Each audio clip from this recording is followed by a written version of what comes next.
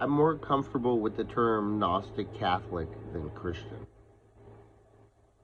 Uh, I I look at the earlier versions of the Abrahamic religion and take Samael, for example. Uh, Samael essentially works for God uh, and is the devil and a shapeshifter. There was a point where I think it's in the Torah, but Samael uh, tempted the most holy man in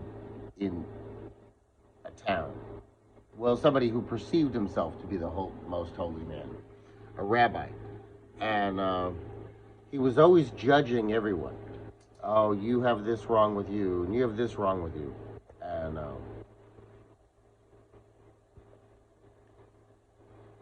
so Samael came because he was a shapeshifter. He came as a naked woman, and the rabbi found himself just enamored with this naked woman, and he ran out his front door, and he chased her, and she climbed into a tree, and as she climbed into the tree, and he started climbing up, trying to get to her, and she turned around and turned into her real form, whatever that was, the devil or something, and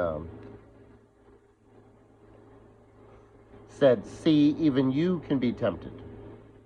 Well, this was still essentially in the service of God. It was to give him an even more forgiving heart.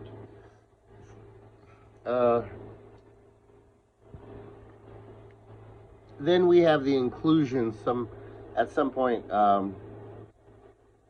really of Zoroastrianism. You know, Christianity is not dualistic per se. It doesn't have to be.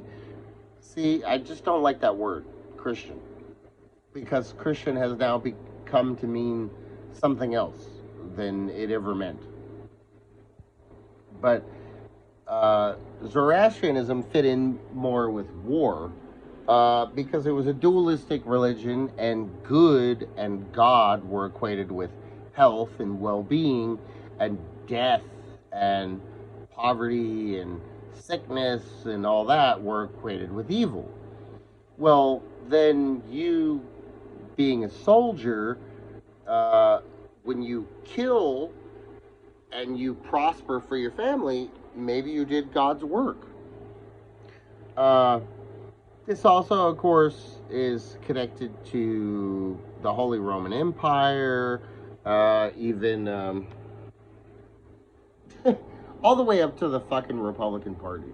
You know, I mean, this whole this idea of Christianity that involves a good that has to do with prosperity and health, and an evil that has to do just with not making it. That fits very well with capitalism, colonialism, all that.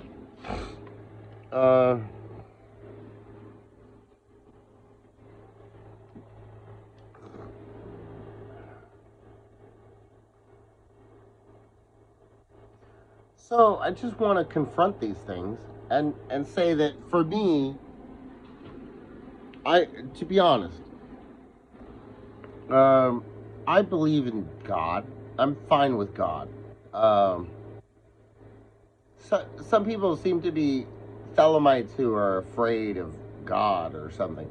They're like, no, I don't believe in God. Well, yeah, we're in the age of Horus, but God and Jesus, to me, are just the IAO. They're just, you know, it's almost on the Golden Dawn aspect of that, where it's like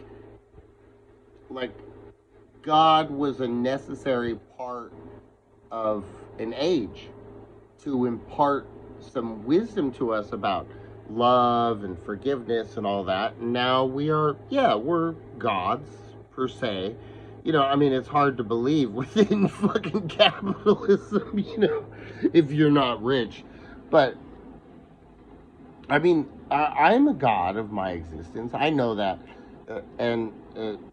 way more than most people know that. You know, I've experienced that to the extreme for a long time. But, you know, I opted for a more pragmatic view of the world, which uh, is an aspect of all this. You know, survival within capitalism involves pragmatism. You know, you can manifest all kinds of crazy, sexy shit or magical shit, um, and not have anything in this society and not be able to feed yourself. Um,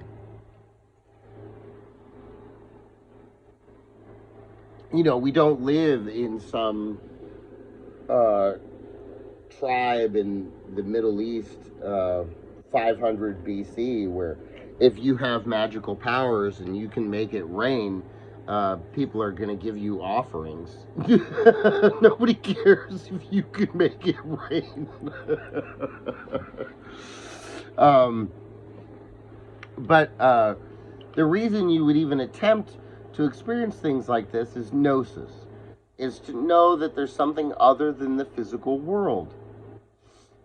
You know, they're proof of something more than just the physical. If a person can have, if their will can have an impact on reality, then there must be some form of deity or evil or anything, but something other than just living and dying. And that's what we call gnosis, uh, which in one sense is a way to overcome death, because we know as physical beings we're just going to die. Um, the other one, which is completely in line. That's what people don't understand about, like the the Christ consciousness or whatever. It's all very sexual. Like, I mean, true love is still sexual. It denies sexuality, so it becomes sexual, and then you make a baby. I mean, it's like, just be sincere about what you're talking about.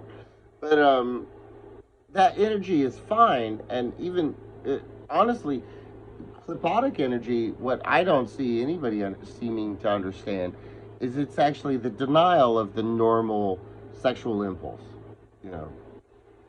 But that's too complicated a subject to hit here. The point being is that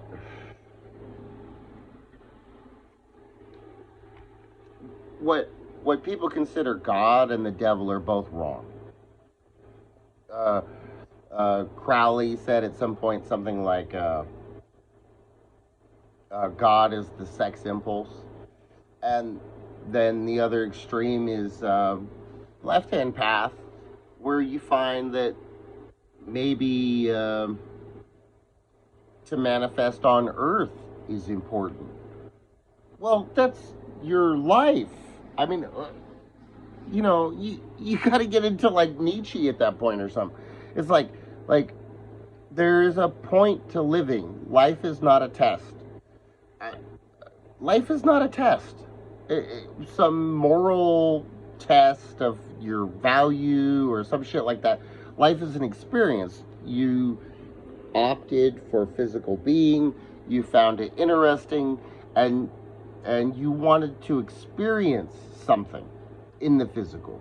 And then the irony is, then when you're physical, you want to experience something in the spiritual, because you want to know there's something more than this goddamn shit, you know. But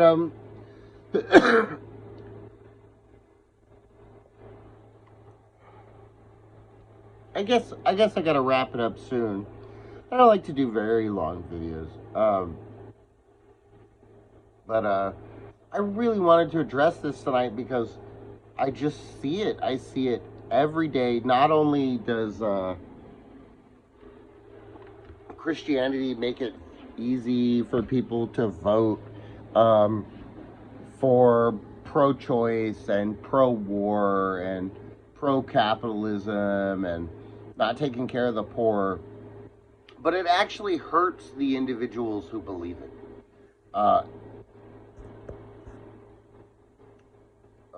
My battery went to low. I am going to wrap it up. So I did the best I could to express what I feel about that. 93s, 23s, whatever your gnosis is, whatever you connect with that isn't so dogmatic that it's a tyranny. I wish that to you. Smote it be.